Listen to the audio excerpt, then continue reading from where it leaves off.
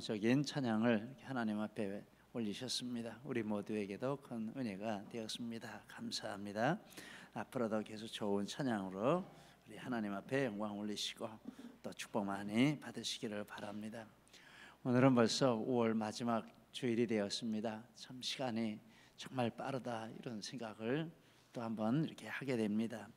감사하게도 이렇게 5월달 매주마다 하나님이 우리와 함께 해주시고 건강 주시고 또 좋은 환경 주셔서 이렇게 예배의 자리를 지킬 수 있도록 이렇게 해주신 것 감사하고, 오늘도 이와 같이 함께 하시는 우리 모든 믿음의 식구들을 하나님 축복해 주실 줄 믿습니다.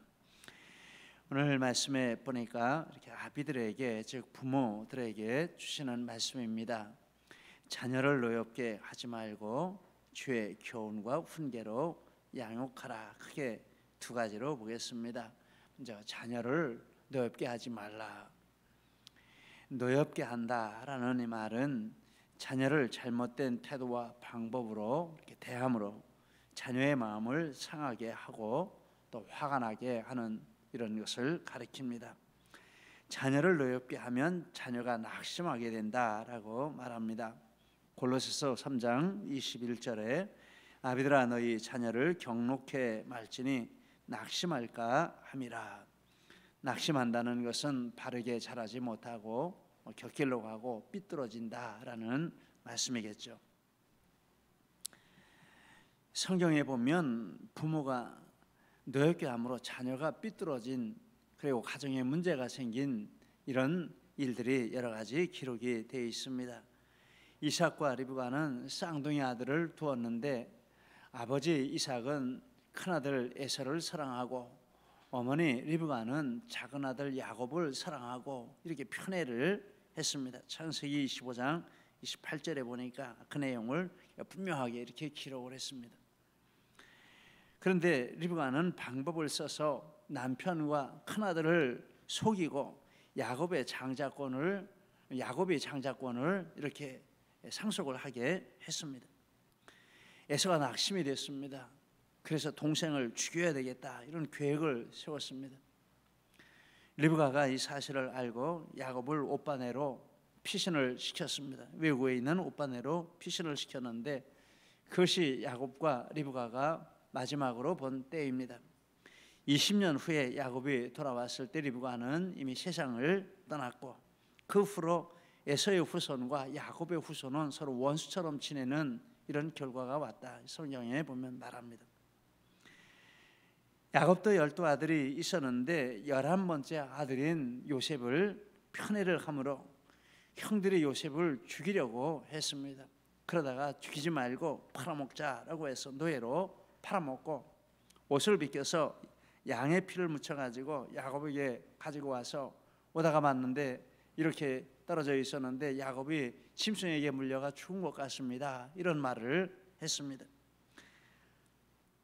애굽에서 요셉을 만날 때까지 야곱은 10여 년 동안 큰 절망과 낙심 가운데 지냈고, 형들은 마음 가운데 양심의 가책을 받으면서 우리가 동생을 팔아먹었다 이런 생각을 하면서 이렇게 그 세월을 지냈다. 성경에 보면 그런 내용이 나옵니다. 다윗은 아들 압살롬의 친여동생인 다말이 배다른 형제인 암논에게 성폭행을 당했습니다. 압살롬은 아버지가 그 문제를 해결해 주시기를 기다렸지만 유야무야 지나가니까 자기가 나서서 암논을 유인해서 죽였습니다. 그리고 외가댁으로 도망을 갔는데 다윗이 압살롬을 이렇게 불러왔지만 만나주지를 않았습니다. 압살롬은 아빠가 불러서 그래도 위로해주고 지나가는 것은 있자 이렇게 할 줄 알았는데 아무리 기다려도 안 오니까 마음에 상처가 되어서 낙심이 됐습니다. 안 되겠다, 이런 아버지는 죽여야지 이런 생각을 들고 반역을 했습니다. 그런데 전쟁터에서 압살롬이 죽고 다윗에게 씻을 수 없는 고통과 상처가 되었다라고 성경은 말씀을 하고 있습니다. 이런 내용을 이렇게 생각하다가 보니까 제 이야기가 이렇게 생각이 났습니다. 제 자신이 이렇게 생각이 났습니다. 아이들에게 미안한 부분이 생각이 났습니다. 하나는 아이들이 어렸을 때 바른 교육을 시킨다고 잘못을 하면 누가 있던 없던 가리지 않고 그 자리에서 책망을 하거나 매를 들었습니다. 지나고 난 후에는 잊어버리기 쉽고 바로 책임을 묻는 것이 잘못을 바로잡는 데 효과적이라. 어느 책에서 이런 내용을 보았는데 그대로 실천을 한 것이죠. 그런데 저희 아이들은 그때 이미 남 앞에서 야단 맞고 몇 가지 맞는 것에 대해서 심한 이런 수치심, 모욕감 이런 것들을 어리지만은 이렇게 느끼고 있었습니다. 요즘도 종종 그때 이야기를 해요. 우리가 얼마나 상처를 받았는지 엄마 아빠가 알기는 하냐고. 좋은 교육 원리라고 해도 자녀의 특성에 따라 다르게 적용해야 하고, 또 아이들이 어떻게 받아들이는지 효과가 어떤지 예민하게 살피고 고칠 것은 고쳐야 하는데, 이게 진리다 하고 일방적으로 계속 이렇게 밀어붙였으니 이것이 역효과가 나고 있는데 그것도 몰랐다라는 것입니다. 얼마나 미련한 부모인가 이런 생각을 합니다. 또 하나 미안한 것은 아이들 간에 이렇게 편애감을 느끼게 한 그런 것이 있지 않나, 이런 미안한 마음이 있습니다. 큰딸과 둘째 딸은 연년생이고 막내는 둘째와 6년 터울이 납니다. 위에 둘이 어느 만큼 크고 막내는 4살, 5살 재롱둥이가 되어서 귀염을 떨었습니다. 그리고 위 둘은 직진형입니다. 뭐 엄마 아빠가 뭐라고 해도 그냥 직진입니다. 근데 이 막내는 커브형입니다. 눈치를 살펴서 야단 안 맞는 쪽을 선택을 하고 이렇게 협상도 하고 이렇게 합니다. 어린 것이 그러니까 이게 또 참 눈에 이렇게 선합니다. 그런데 어느 때부턴가 첫째와 둘째가 하는 말이 막내는 요셉이고 자기들은 요셉의 형들이라, 이런 말을 하는 거예요.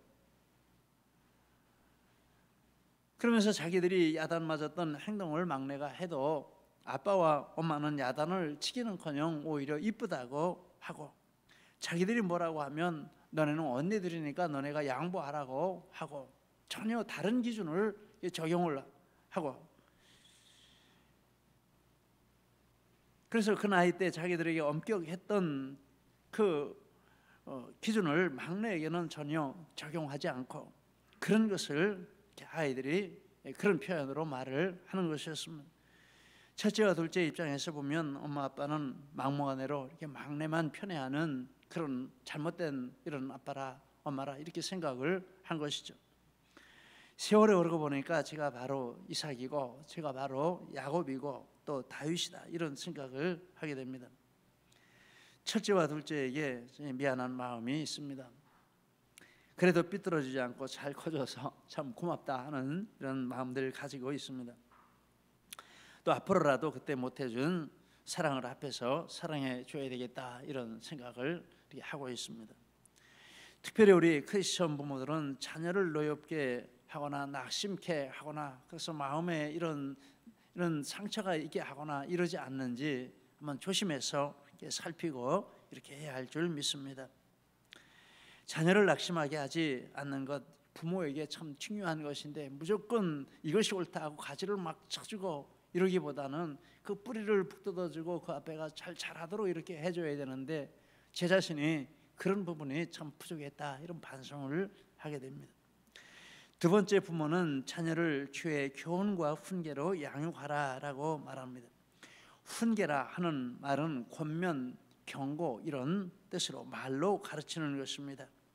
고린도전서 4장 14절에 내가 너희를 부끄럽게 하려고 이것을 쓰는 것이 아니라 오직 너희를 내 사랑하는 자녀같이 권하려 하는 것이라. 이 권한다라는 말이 훈계라는 그런 단어입니다. 10장 11절에도 저희에게 당한 이런 일이 거울이 되고 또한 말세를 만난 우리의 경계로 기록하였느니라 라고 했습니다. 교훈이라 하는 말은 징계의 뜻으로 말로 했는데 안 될 때 또 물리력을 쓰는 것을 가리킵니다. 히브리서 12장 5절 6절에 내 아들아 주의 징계하심을 경히 여기지 말며 그에게 꾸지람을 받을 때 낙심하지 말라. 주께서 그 사랑하시는 자를 징계하시고 그의 받으시는 아들마다 채찍질 하심이라, 말씀을 합니다. 잠언 22장 15절에 아이의 마음에 미련한 것이 얽혔으나 징계하는 채찍이 이를 멀리 쫓아내리라. 징계라는 것은, 교훈이라는 것은 징계라는 단어와 같은 단어인데 이와 같이 물리력을 동원해서 잘못을 고치는 것을 바랍니다. 그런데 이 교훈 또 훈계는 주님의 것이어야 한다라고 말씀합니다. 주의 교훈과 훈계로 자녀를 양육하라라고 했습니다.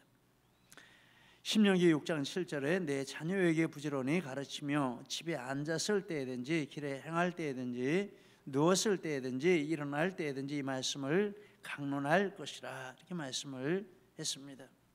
이런 말씀을 이렇게 상고를 하면서 생각해 보니까, 이렇게 부모의 이런 자리를 잘 지키려면 어떻게 하면 좋을까 생각하니까, 이 아비들아라고 말할 때 그 아비의 자리는 이 성숙한 자리, 여러 모든 면에서 아비가 될 수 있는 성숙한 이런 자리라 되어야 한다, 이런 생각을 하면서 어떤 부분에서 성숙해야 하나 생각을 하며 몇 가지 상고를 했습니다. 먼저 신체적으로, 사회적으로 성숙한 상태에서 부모가 되어야 한다, 이런 묵상을 했습니다. 신체적으로 미성숙한 이런 상태에서 부모가 된다, 이런 일도 있을 수 있습니다. 그러나 그렇게 되면 몸의 기능이 완전하려고 하면 시간이 더 필요한 이런 상황에 있는데, 이런 상태에서 임신, 출산하는 것은 부모에게도, 특별히 산모에게 그리고 자녀에게 큰 해를 가져온다라고 하겠습니다. 사회적으로 미성숙하다라는 말은 장래를 위한 준비나 자기 개발, 자립적 생활 능력 면에서 미성숙하다라는 뜻입니다. 아직 장래를 위해서 공부도 더 해야 하고 또 직업을 갖기 위한 준비도 해야 하는 시기에 자녀를 갖게 되면 부모와 장래의 모든 것이, 자녀의 장래의 모든 것이 힘들 수밖에 없는 것입니다. 그러므로 이런 준비가 된 상태에서 부모가 되는 것이 참 좋겠다 하는 생각입니다. 며칠 전에 얼핏 이렇게 TV 프로가 나오는데 보니까 제목이 고딩 엄빠, 고등학생이 엄마가 되고 아빠가 되었는데, 그걸 취재를 해가지고 이렇게 이제 방송국에 내보내는 그런 것이었습니다. 사고를 쳐서 엄마가 되고 아빠가 되었는데, 그것을 이렇게 방송국에서 취재를 하면서 실제로 만나보고 인터뷰하고 출연시키고 이렇게 하면서 이런 말을 했습니다. 그들이 마주한 현실이 적나라하게 드러났다.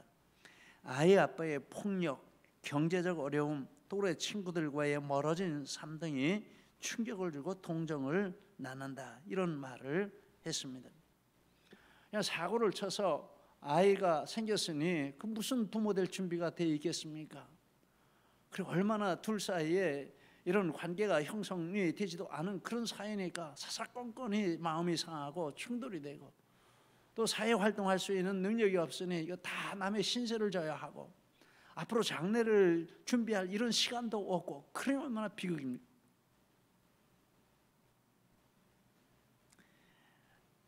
그들이 자신들은 물론 아이의 장래까지 장차 닥쳐올 불행의 그림자에 그늘의 입구에 서 있다, 이런 생각을 해보게 됩니다. 이런 글도 있었습니다. 영국의 한 데이비스라고 하는 29세의 남자가 있는데 14살 때 딸을 낳습니다.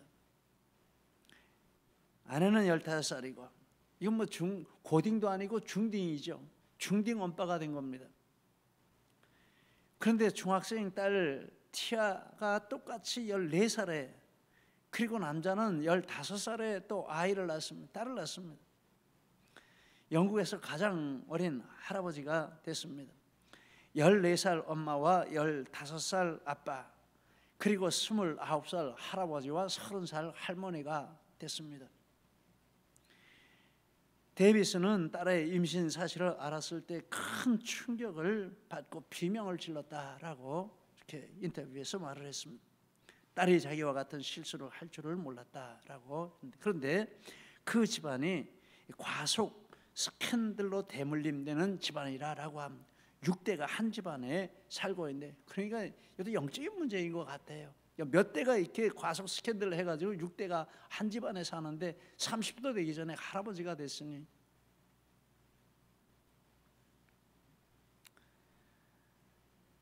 신체적으로 이렇게 성숙한 상태에서, 사회적으로 성숙한 상태에서, 엄마 아빠가 될 준비가 되어 있는 그런 상태에서 자녀를 키우는 이것이 참 축복이라는 말입니다.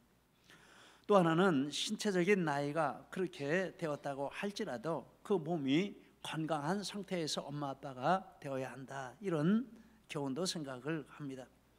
몸을 건강하게 하기 위해서 건강한 생활을 해야 합니다. 몸에 해로운 음식, 음료, 또 주류, 마약류 이런 것들을 가까이 하지 말아야 합니다.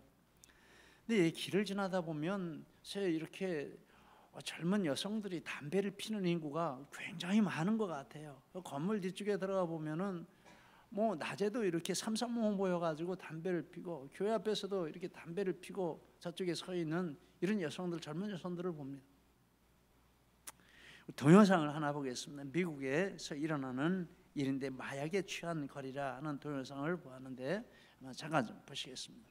Philadelphia, and I'm familiar with the Kensington neighborhood, but you know, the way you described it was even shocking to me, and I think it's because, like many Philadelphians, you don't go there.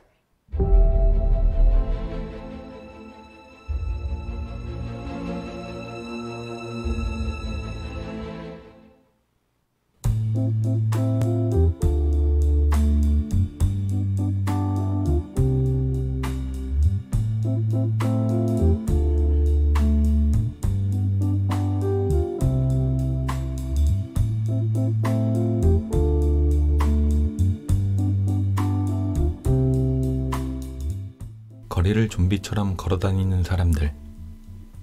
눈이 의심스러울 정도로 충격적인 광경이 벌어지고 있는 이곳에서는 대체 무슨 일이 일어나고 있는 것일까요? 이곳은 풍부한 역사를 가진 도시 필라델피아 안에 위치한 동부 최대 규모의 마약시장 켄싱턴입니다. 80개가 넘는 마약 노상이 있는 이곳에서는 헤로인뿐만 아니라 온갖 종류의 하드코어 마약들이 아무런 제지 없이 거래되고 있습니다. 켄싱턴이 다른 사회 밑바닥 지역과 다른 점은 이 모든 일이 눈앞에서 공공연하게 일어나고 있다는 점입니다. 장사를 하고 있는 가게 앞에서, 아이들이 학교에 가는 길목에서, 주민들이 일상생활하는 공간 안에서 이 모든 일이 벌어지고 있습니다.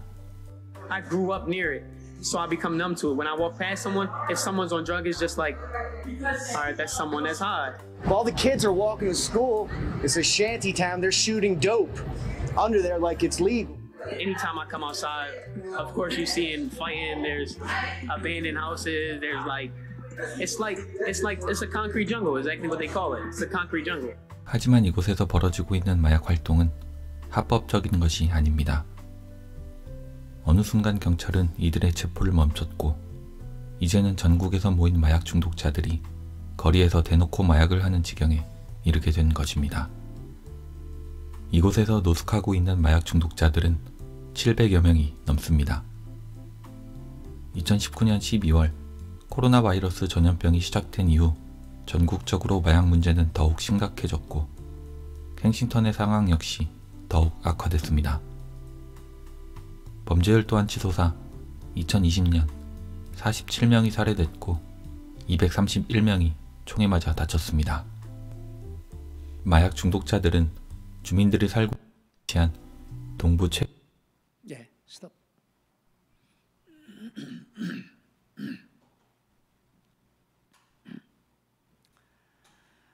미국은 이렇게 마약을 합법화하는 이런 일부 마약에 대해서는 합법화하고, 우리나라도 이렇게 마약이 굉장히 이렇게 저변에 확대되고 있다, 이런 뉴스를 종종 보게 됩니다.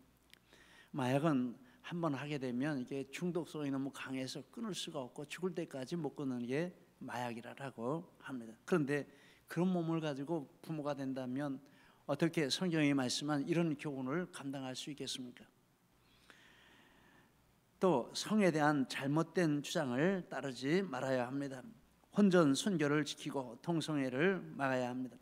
혼전 임신, 혼외 임신, 싱글 임신. 얼마 전에 일본계 여배우가 이렇게 여자 방송인이 우리나라에서 이렇게 계속 활동을 하는데, 정자를 기증받아 가지고 결혼 안 한 상태에서 아이를 가졌다라고 이런 내용이 나오고 그 아이를 키우는 이런 내용이 나오고 있는 것을 보았습니다.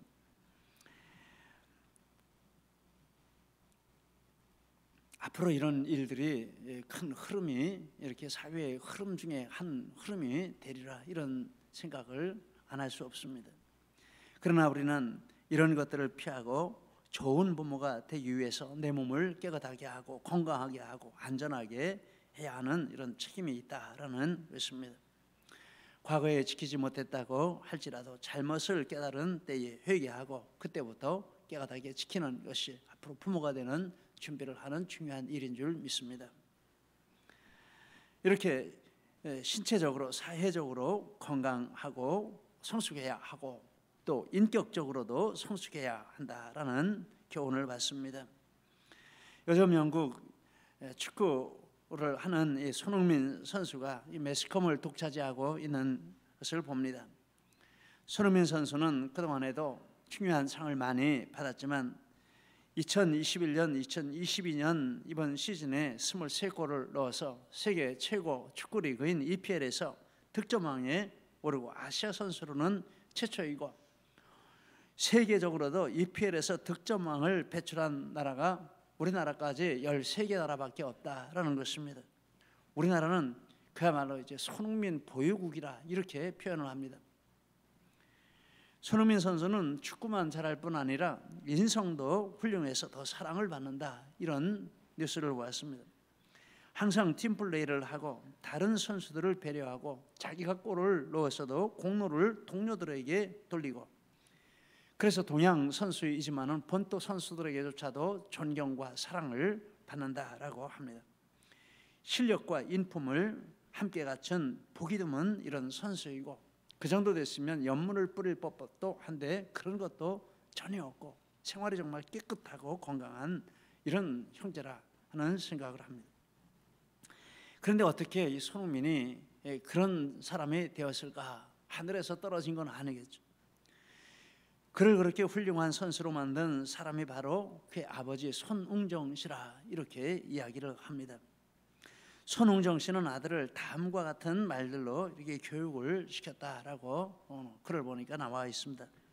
인파, 출명, 접합이 말은 사람은 이름이 나는 것을 두려워해야 하고 돼지는 살찌는 것을 두려워해야 한다라는 뜻이라고 합니다. 돼지가 살찌면 어떻게 됩니까? 죽는 날이 가까운 거죠. 돼지 왜 살찌옵니까? 잡아먹으려고 살찌우니까 사람이 이렇게 이름이 나면 그 앞에 온갖 문제들이 도사리고 있다라는 것, 잘못하면 파멸을 하는 일이 유명해진 다음에 일어난다. 이런 말을 이렇게 아들에게 계속 해주고 교만하지 않도록 한다라는 것입니다. 소년 등과 일불행 또 잡수에 stay hungry, stay foolish 이런 말들도 해준다고 합니다. 소년이 등과 과거에 급제하면 그 불행 중에 첫 번째가는 불행의 원인이 된다 이런 말입니다. 그래서 이런 말을 해주면서 늘 초심을 잃지 않도록 이렇게 강조를 한다고 합니다. 스티브 잡스의 항상 배고프고 항상 바보처럼 이런 연설을 자기가 한 일로 찬사를 받더라도 영원한 것은 아무것도 없다. 이것은 아무것도 아니다라는 마음을 잊지 않도록 해주고 손흥민이 골든부트 득점왕의 트로피를 받았다고 세상에 바뀌는 것은 아무것도 없다. 내가 지금 할 일은 다음 경기를 준비하는 것이다. 이렇게 이야기를 해주었다는 것입니다. 그리고 답설야 충고 불수호란행 이런 한시가 있는데 이 구절은 눈 덮인 들판을 걸어갈 때는 함부로 걷지 마라 이런 뜻이라고 합니다. 그리고 다음에 뒷구절은 내 뒤에 오는 이들의 이정표가 될지 모르니 라는 구절이 따라온다고 합니다. 손흥정 씨는 짧지만 너무나 큰 말이라고 매일 자신의 마음 가운데 이런 말을 되새기면서 부모든 선생이든 코치든 감독이든 아이들을 교육하는 사람들은 이 문구를 가슴에 새겨야 한다 이런 말 하면서 이거 하나 지키며 사는 것이 자기에게는 너무나 벅차다라고 고백을 했다고 합니다. 또 대나무는 땅 및 뿌리 작업에만 5년을 시간을 보낸다 이런 말도 해준다고 합니다. 흥민이에게 7년간 기초만 닦도록 한 것을 이렇게 상기시키는 문장이라고 했습니다. 나무가 위로 뻗어나갈 것만 생각하면 작은 바람에도 쓰러지지만 뿌리가 내린 대나무는 하루에 30cm씩도 자란다라는 것입니다. 기본기만 훈련하는 것을 보고 불안해하는 학부모들에게 무엇이 불안한가? 당신들의 욕심이 늘 불안한 것이 아닌가? 이렇게 야단을 친다고 합니다. 그런데 이 손흥정 씨도 축구 선수였다고 합니다.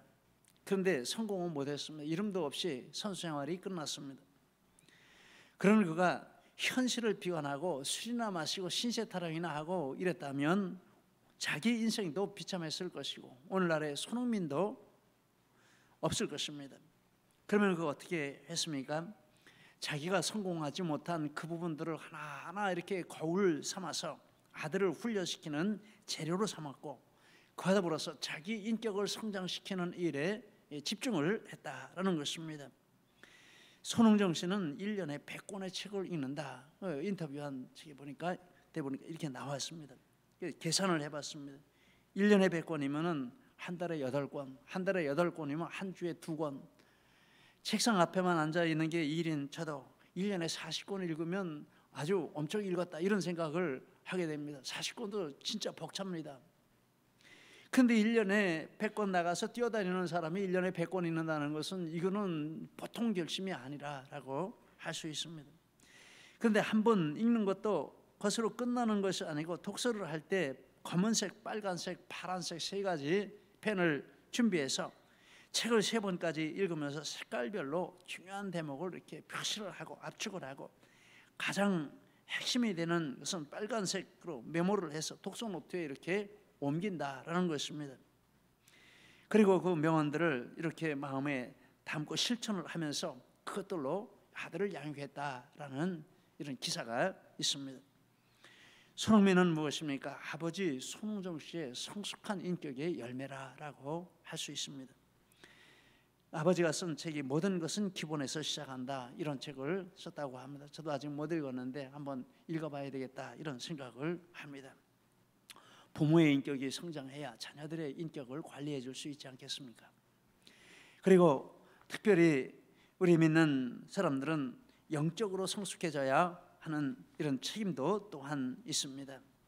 자녀들을 교훈과 훈계로 양육하는데 주님의 교훈과 훈계로 양육을 해야 하니 그 교훈과 훈계의 내용을 깨달아서 스스로 믿고 실천해서 본을 보여주는 거기까지 가야 그래야 자녀들을 그것으로 양육을 할 수 있지 않겠습니까?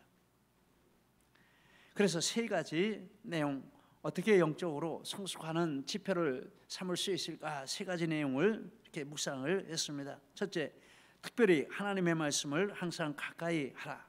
여호수아 1장 8절을 같이 읽겠습니다. 이 율법책을 내 입에서 떠나지 말게 하며 주야로 그것을 묵상하여 그 안에 기록된 대로 다 지켜 행하라.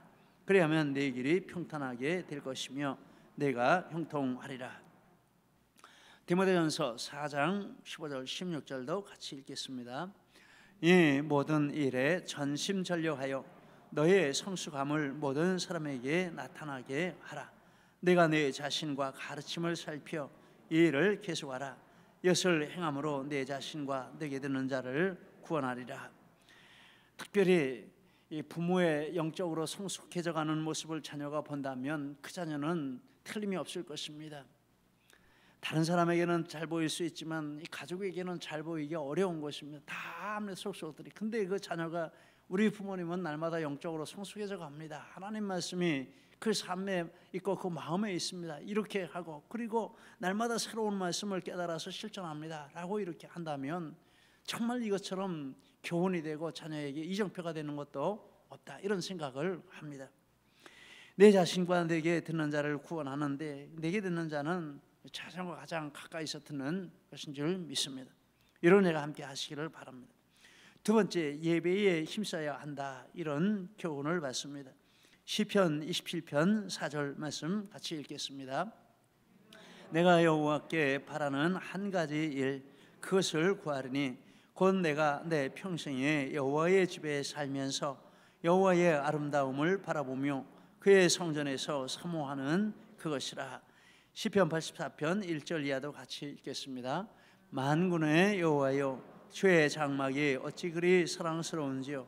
내 영혼이 여호와의 궁정을 사모하여 쇠약하며 내 마음과 육체가 살아계시는 하나님께 부르짖나이다. 주의 집에 사는 자들은 복이 있나니 그들이 항상 주를 찬송하리이다. 다윗의 마음의 소원은 하나님 집에서 마음껏 하나님 앞에 찬양하고 예배하는 것이 다윗의 마음에 있는 가장 큰 소원이었다라고 말씀을 합니다. 한두 번 말씀을 드린 것 같은데 이번 예배에 대해서 내가 선을 긋지 마시기를 바랍니다. 공예배라 하는 것에 대해서는 다 마음을 여시기를 바랍니다. 사정이 안 돼서 못 참석하는 건 어쩔 수 없지만 할 수 있는데 나는 거기까지는 안 간다, 이렇게 하지 마시기 바랍니다. 특별히 리더들이 이런 부분에 있어서 모범을 보여주시기를 바랍니다. 축복인 줄 믿습니다. 세 번째, 봉헌에 힘쓰라, 이런 교훈을 묵상을 합니다. 말라기 3장 8절 10절 이것도 같이 읽겠습니다. 우리가 어떻게 주의 것을 도둑질하였나이까? 11조와 봉헌물이라. 만군의 여호와가 이르노라. 너희의 온전한 11조를 창고에 들여 나의 집에 양식이 있게 하고 그것으로 나를 시험하여 내가 하늘문을 열고 너희에게 복을 쌓을 곳이 없도록 붙지 아니하나 보라. 잠언 3장 9절 10절도 같이 읽겠습니다. 내 재물과 내 수산물의 처음 익은 열매로 여호와를 공경하라. 그리하면 내 창고가 가득히 차고 내 포도즙 틀에 새 포도즙이 넘치리라.